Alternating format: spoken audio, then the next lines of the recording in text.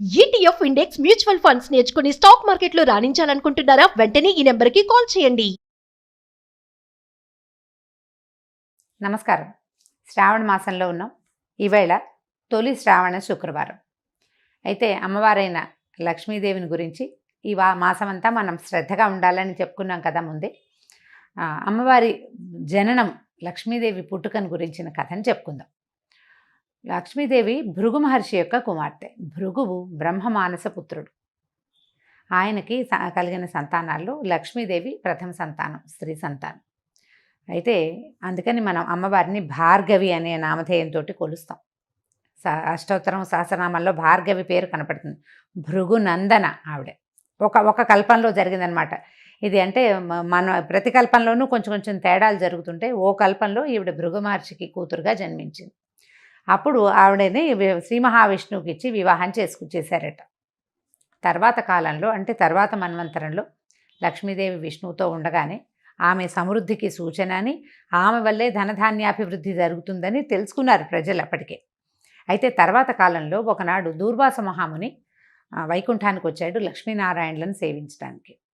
అప్పుడు అక్కడి నుంచి ఆయనకు ఒక పారిజాత పుష్పమాల లభించింది, కల్పవృక్షాల మాల అన్నమాట. స్వామివారిని ఏమనాలి, నిర్మాల్యం అది తీసుకున్నాడు. ఈ దూర్వాసుడు నిర్మాల్యం తీసుకుని వస్తూ తనకి ఎదురైనటువంటి దేవేంద్రుడికి ఆ నిర్మాల్యపు దండని, స్వామివారి మీద నుంచి తీసిన దండ అని చెప్పి చేతిలో పెట్టాడు. అయితే ఇంద్రుడు ఆ పూట కొద్దిగా సురాపాన మత్తుడుగా ఉన్నాడు. కాస్త అశ్రద్ధగా ఆ దేనిని, దండని ఐరావతానికి అప్పచెప్పాడు. ఐరావతం అంటే ఏనుగు. ఏనుగుకి ఇది ఎట్లా తెలుస్తుంది? ఆ ఏనుగు ఆ దండని విసిరేసేసరికల్లా ఇలాగా నిర్మాల్యానికి జరిగిన అపచారం వల్ల స్వర్గలక్ష్మి ఇంద్రుణ్ణి విడిచి వెళ్ళిపోయిందట. ఇప్పుడు స్వర్గంలో ఉన్న వైభవం అంతా లక్ష్మీ వైభవమే కదా, దాంతో స్వర్గలక్ష్మి విడిపోయింది. ఆ తర్వాత కాలంలో ఏం జరిగిందంటే, దానవులు స్వర్గం మీదకి దండెత్తి వచ్చాక చాలా మహాసంగ్రామం జరిగింది. ఆల్రెడీ ఇంద్రుడు చేస్తున్నటువంటి ఈ రకమైన దైవాపరాధం వల్ల అతను ఓడిపోయాడు. దానవులు గెలిచారు. ఆ తర్వాత ఇంద్రాది దేవతలంతా కలిసి విష్ణుమూర్తిని శరణు వేడారు. ముందు బ్రహ్మదేవుడి దగ్గరికి వెళ్ళారు. నుంచి విష్ణుమూర్తి దగ్గరికి వెళ్తే విష్ణువు ఏం చెప్పాడంటే, నువ్వు దైవాపరాధన చేయటం వల్ల లక్ష్మి కోపించింది, ఆమె నిన్ను వదిలి వెళ్ళిపోయింది. నిన్నే కాదు, వైకుంఠ లక్ష్మి కూడా వెళ్ళిపోయింది, ఆమె ఇక్కడ కూడా లేదు. నీ వల్ల మనం అందరము నష్టపోయాము. కాబట్టి లక్ష్మిని సాధించేందుకు ఒక మార్గం చూసుకోండి, ఒక మార్గం చూడాలని చెప్పాడు. అదే సమయంలో ఈ దానవులంతా మృత సంజీవని విద్యతోటి వాళ్ళు బతికిపోవటము, వాళ్ళు వరగర్వాలతోటి శక్తివంతులుగా ఉండటము, వీటన్నిటి మీద ఆలోచించి అమృతాన్ని సాధించాలి, దాంతోపాటు లక్ష్మీదేవిని కూడా సాధించుకోవాలని ప్రయత్నం చేసి దేవదానవులు ఇద్దరూ కలిసి అమృత మథనం కోసం ప్రయత్నం చేశారు. బ్రహ్మదేవుడి వీళ్ళకి లక్ష్మీదేవి కూడా అవసరమైనప్పటికీ అమృతం కోసం మీరు కూడా సాయపడండి అని దానవుల్ని కూడా వీళ్ళతోటి కలిపారు. దేవతలు దానవులు కలిసి క్షీరసాగర మథనం చేశారు. ఈ పాల కడలిని చిలకటము. ఇప్పుడు ఇది నిజంగా జరిగిందా ఇలాంటివి అని ప్రశ్నిస్తే లాభం లేదండి. ఏదో ఒకటి జరిగింది.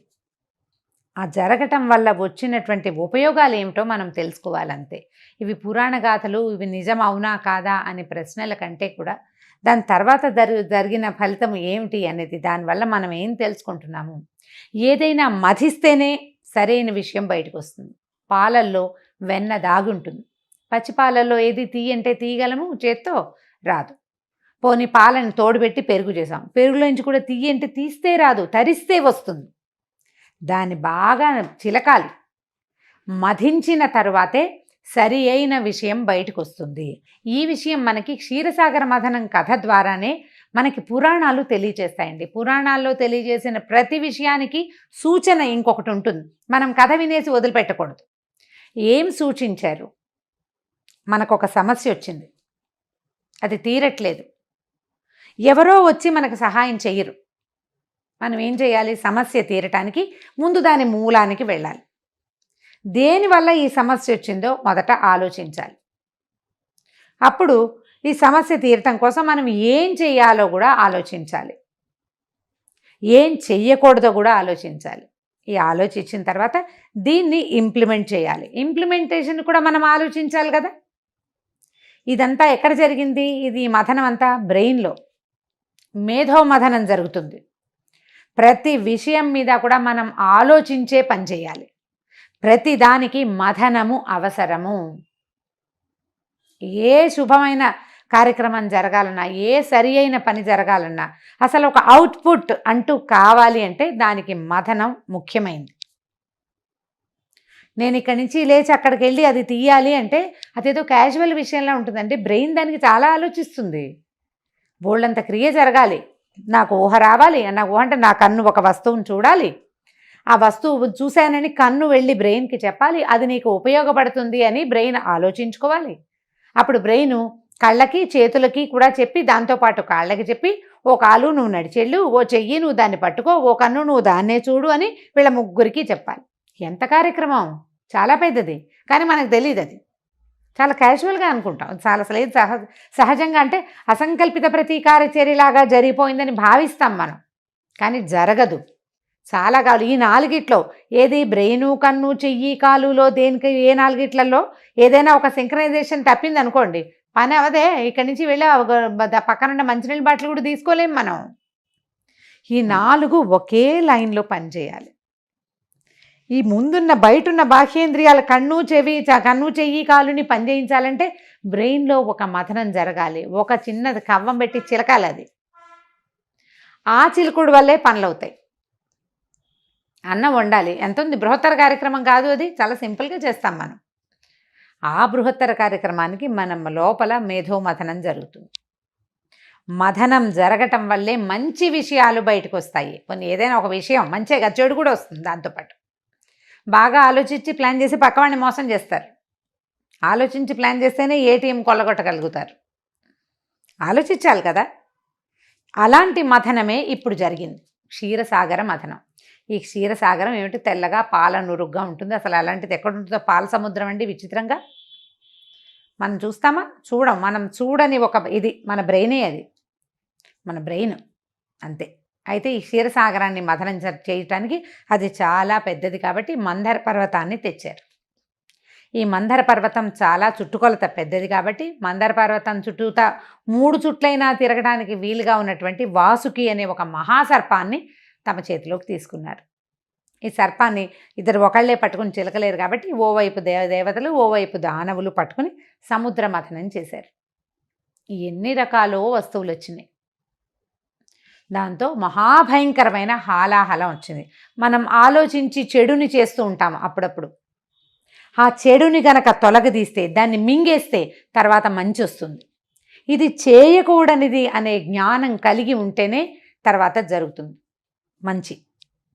మనకి పరమేశ్వరుడు వచ్చి ఆ హాలాహలాన్ని అమ్మవారి అనుమతి తీసుకుని, నేను హాలాహలం మింగుతాను అని ఆమెకు చెప్పి ఆ హాలాహలాన్ని తీసుకున్నాడు లోపలికి. తీసుకొని మింగకుండా కంఠంలో ఆపు పెట్టుకున్నాడు.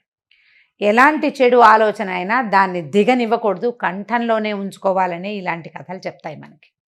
ఆలోచన వచ్చింది బ్రెయిన్లో, అది కిందకి వెళ్ళనివ్వకూడదు, ఇంప్లిమెంటేషన్లోకి వెళ్ళనివ్వకూడదు, ఎక్కడో చోట దాన్ని ఆపి పెట్టుకోవాలి. ఈ హాలాహలాన్ని ఆపిన తర్వాత అమ్మవారు వెలికొచ్చింది. లక్ష్మీదేవి సహస్ర కమలం మీద కూర్చుని చక్కగా పరమాద్భుత సౌందర్యంతో బయటికి వచ్చింది. ఆమెతో పాటు చంద్రుడు, తర్వాత నవరత్నాలు, కామధేనువు, కల్పవృక్షము, ఉచ్చైశ్రవము, నవనిధులు, అన్ని మణులు, నవరత్నాలు అన్నీ కూడా ఈ సముద్రంలో నుంచే వచ్చినాయి. ప్రపంచమంతా సముద్రంలోనే ఉంది. మొత్తం బయటికి వచ్చిన తర్వాత అమ్మవారు మళ్ళీ భగవంతుడైనటువంటి విష్ణుమూర్తిని వరించింది. ఆమె సౌందర్యము, ఆమె కళ్ళకి అసలు మైమర్చిపోయారట. కానీ ఆమెను స్వీకరించాలనుకోలే ఎవరు. దైవీ కళ యొక్క గొప్పతనం అది. ఆ లక్ష్మీ కళ తాలూకు గొప్పతనం. మిగిలిన వాళ్ళు ఎవరు ఈమె మాకు కావాలి అని అడగలేదు. ఆమె స్వయంగా వెళ్ళి శ్రీమన్నారాయణ్ణి ఆయన దండ వేసి ఆయన మెడలో, ఆయన వక్షస్థలంలోకి చేరిపోయింది. వివాహం అప్పుడు భృగు మహర్షి కూతురుగా ఉన్నప్పుడు ఆవిడ విష్ణువుని అడిగిందట, నేను నీతో పాటు ఎక్కడుండాలి అంటే నా హృదయంలో ఉండమన్నట్టు. భార్యని హృదయంలో ఉంచుకోవాలి, ఆమె మీ మనసుగా ఉండాలి అని భగవంతుడి కథే మనకు తెలియజేస్తుంది. లేదా హృదయంలో ఉంచుకోలేవు. అర్ధనారీశ్వర స్వరూపం నీలో సగం అయిపోవాలి భార్య.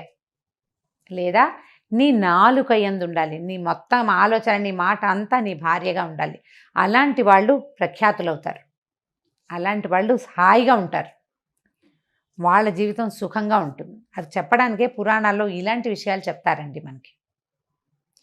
ఈ అమ్మవారు లక్ష్మీదేవి విష్ణుమూర్తిని వరించిన తర్వాత ఇంద్రుడు ఆమె కోసం మళ్ళీ తపస్సు చేశాడు. తపస్సు చేస్తే అప్పుడు ఆమె అతనికి స్వర్గలక్ష్మిగా ఉండడానికి ఒప్పుకుంది. స్వర్గంలో ఒక లక్ష్మీ అంశ ప్రవేశించింది. లక్ష్మీదేవి విష్ణుమూర్తితోటే ఉన్నప్పటికీ ఆవిడ ప్రపంచంలో ఉన్న ప్రతి విషయంలోనూ తన కళని అంశని స్థాపించింది భగవంతుని యొక్క అనుమతితోటి. స్వర్గలక్ష్మిగా స్వర్గంలోనూ, సస్యలక్ష్మిగా పంటల యందు,